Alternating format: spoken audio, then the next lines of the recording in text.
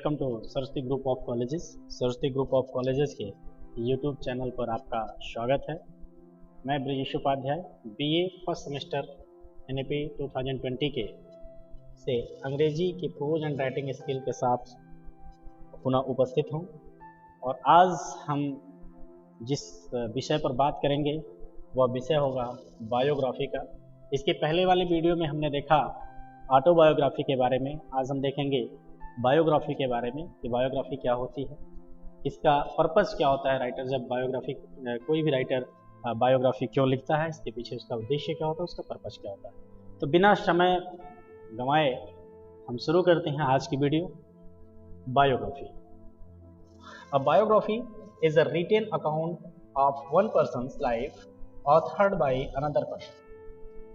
Biography क्या होती है? बायोग्राफी एक ऐसा रिटेन अकाउंट होता है, किसी भी व्यक्ति के बारे में लिखा जाता है। एक व्यक्ति के बारे में लिखा जाता है, लेकिन लिखने का काम जो करता है उसका राइटर कौन होता है? कोई दूसरा व्यक्ति होता है। यानी कि अगर हम मान लें ए की बायोग्राफी करनी है तो ए की बायोग्राफी बी के द्वारा किया जाता है और यही बायोग्राफी कहलाती है। यानी किसी एक व्यक्ति के लाइफ को किसी दूसरे व्यक्ति के द्वारा लिखा जाए या उसके बारे में डिस्कस किया जाए किसी दूसरे पर्सन के द्वारा, तो वो बायोग्राफी होती है।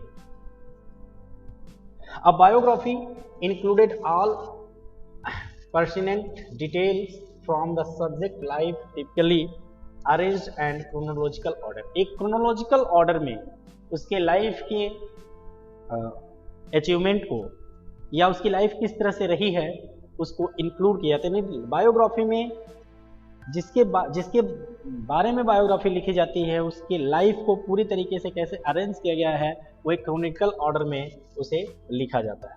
And the word biography stems from the Latin Biographia. कहाँ से लिया गया है ये वर्ड? कहाँ से आया है? लैटिन भाषा के बायोग्राफिया से आया है। And which succinctly explain the words definition bios, life and graphia. Autobiography में भी हमने देख लिया था कि बायोज का मतलब होता है, बायोज का मतलब क्या होता है? लाइफ। ग्राफिया का मतलब क्या होता है? राइट। यानी कि जीवन को लिखना, किसी के जीवन को लिखना ही बायोग्राफी होती है। अब बायोग्राफी और simply bio is a details description of a person's life. किस बायोग्राफी में क्या होता है? सब्जेक्ट मैटर उसका क्या होता है? किसी भी व्यक्ति के जीवन का पूरा डिटेल को हम डिस्क्राइब करते हैं इसमें बायोग्राफी में। It involves more than just the basic fact like education, work, relationship and death। क्या क्या इंक्लूड करते हैं, क्या क्या इन्वॉल्व होता है बायोग्राफी में? तो उसके बेसिक फैक्ट, उसकी लाइफ के जो बेसिक फैक्ट हैं उसको हम इन्वॉल्व करते हैं, जैसे एजुकेशन, उसके कार्यों को, उसके रिलेशनशिप को और उसके डेथ को। It portrays a person's experience and these life events। क्या करता है? उसके पोर्ट्राइज के, उसकी तस्वीर बनाई जाती है। एक तरह से कहिए कि रीडर्स जब पढ़ता है तो उसके मन में उस व्यक्ति को लेकर के एक तस्वीर बनती है कि उस व्यक्ति की पर्सनालिटी कैसी होगी, उसका एक्सपीरियंसेस क्या होगा और उसके लाइफ में कौन कौन से इवेंट्स हैं। यानी कि सारे ये इवेंट्स जो होते हैं वो क्या करते हैं? एक पिक्चर क्रिएट करते हैं रीडर्स के माइंड में। इसका उद्देश्य ये होता है। History of biography. One of the earliest बायोग्राफर्स was Cornelius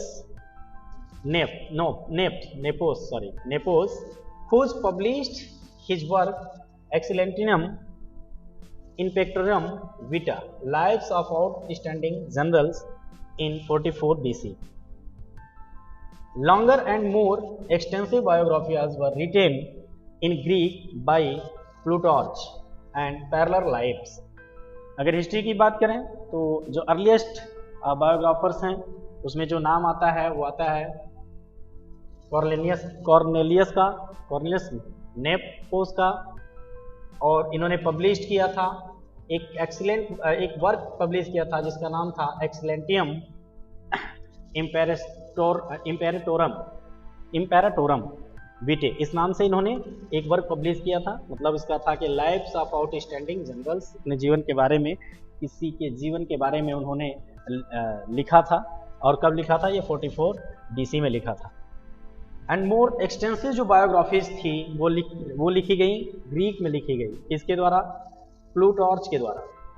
और प्लूटार्च का जो वर्क था उस वर्क का नाम था parallel lives and published in 80 AD में इसे पब्लिश किया गया था। ये कुछ इंपॉर्टेंट बायोग्राफीज हैं हिस्ट्री में।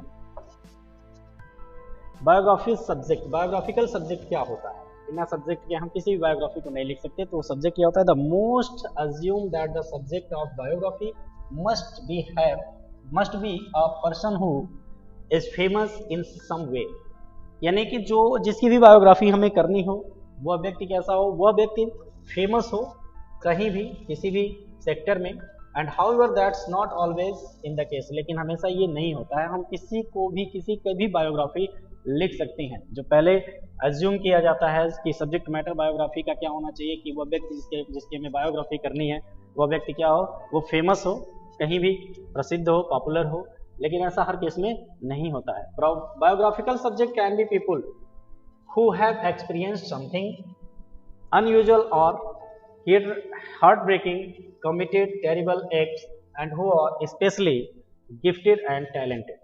देखिए, किसी भी तरीके के व्यक्ति को हम अपना बायोग्राफी का सब्जेक्ट मैटर बना सकते हैं। उसके पास कोई एक्सपीरियंस हो किसी भी चीज़ का, अनयूजुअल या हार्ट ब्रेकिंग हो, कम्युनिटी से टेरिबल, उसका कम्युनिटी में उसका टेरिबल एक्ट हो, या फिर स्पेशली वह गिफ्टेड हो, गॉड गिफ्टेड टैलेंट हो, या फिर उसने किसी टैलेंट को अचीव किया है तो उसको लेकर के भी हम उसकी बायोग्राफी कर सकते हैं। As a literary device, biography is important because it is always readers to learn about someone's story and history. Biography important क्यों है? बायोग्राफी इंपॉर्टेंट इसलिए हो जाती है कि ये क्या करती है? अलाउ करती है रीडर्स को, रीडर इसके माध्यम से क्या करता है? किसी की स्टोरी, किसी भी व्यक्ति की स्टोरी को और इसकी हिस्ट्री को जान लेता है, समझ लेता है, या उसकी हिस्ट्री से या उसकी स्टोरी से उसे कुछ सीख मिल जाती है, कुछ सबक मिल जाते हैं। This can enlightening, inspiring, meaningful, creating a connection, और इससे एक इंस्पायरिंग और मीनिंगफुल कनेक्शन भी क्रिएट होते हैं रीडर्स के माइंड में। Examples of biography, biographical subject, here are some common examples of biographical subject. आप बायोग्राफिकल सब्जेक्ट कॉमनली कुछ उठाए गए हैं, कुछ बताए गए हैं। आप पॉलिटिकल लीडर्स की बायोग्राफी कर सकते हैं, आर्टिस्ट की कर सकते हैं, म्यूजिशियन की कर सकते हैं, एंटरप्रेन्योर्स की कर सकते हैं, किसी एक्टर की कर सकते हैं, राइटर की कर सकते हैं, या कोई हिस्टोरिकल फिगर है तो आप उसकी भी बायोग्राफी कर सकते हैं। And here are some famous examples of biographical works. कुछ फेमस वर्क हैं हिस्ट्री में बायोग्राफिकल, जैसे कि अलेक्जेंडर हैमिल्टन, रॉन कैरनॉव ने किया था, बायोग्राफी की थी। And prairie fires, the American dreams of Laura and Ingalls Wilder, इसको किया था कॉर्नेल फ्रेसर ने। फिर स्टीव जॉब्स ने किया था बटलर इशॉक्सन को। तो ये कुछ आपको यहाँ पे फेमस बायोग्राफी हैं जिनको आप चाहें तो पढ़ भी सकते हैं, समझ भी सकते हैं। ये सारे बायोग्राफीज से कुछ ना कुछ आपको सीखने को ही मिलेगा। Difference between biography and autobiography and memoirs. हमने पिछली स्लाइड में, पिछले वीडियो में हमने ऑटोबायोग्राफी पढ़ी थी। इस वीडियो में हम बायोग्राफी पढ़ रहे हैं। तो हमें ये उसके जो डिफरेंसेस हैं, मेन डिफरेंसेस हैं, वो आसानी से हम कर भी सकते हैं। कुछ यहाँ से हम देख लेते हैं कि biography and autobiography and memoirs are the three main forms used to story a person's life. किसी भी पर्सन की, किसी भी व्यक्ति की लाइफ को, लाइफ की स्टोरी को तीन तरह से, तीन लिटरेरी फॉर्म में इसको हम यूज कर सकते हैं। चाहे हम उसको बायोग्राफी कर सकते हैं, ये यूज किया जाता है बेसिकली। बायोग्राफी लिखी जा सकती है, या वो व्यक्ति अपनी ऑटोबायोग्राफी करता है, या मेमोइर्स। ये तीन ही फॉर्म्स हैं जिसमें किसी की स्टोरी को बताया जाता है। थ्रू देयर आर सिमिलरिटीज, यहाँ पे सिमिलरिटीज हैं। इन तीनों जो हैं, तीनों को अगर हम देखेंगे तो तीनों एक दूसरे के सिमिलर हैं।